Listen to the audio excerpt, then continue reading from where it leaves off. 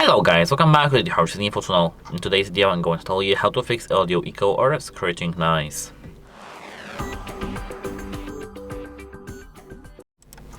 So first go back and go back.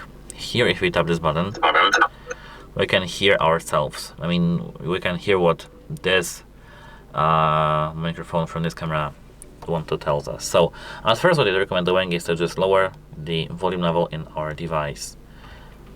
Now there should be no echo, and this should work for you. If it doesn't work for you, you have to move phone further from camera, doing the two-way talk. Two-way talk is when you tap this button right here. But let me disable the joystick.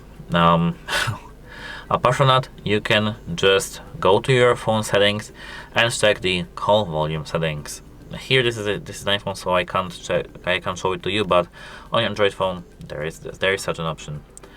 And if you still hear an echo, you just have to contact the device support because your microphone may be broken. And that's it. Hope it helps you, and goodbye.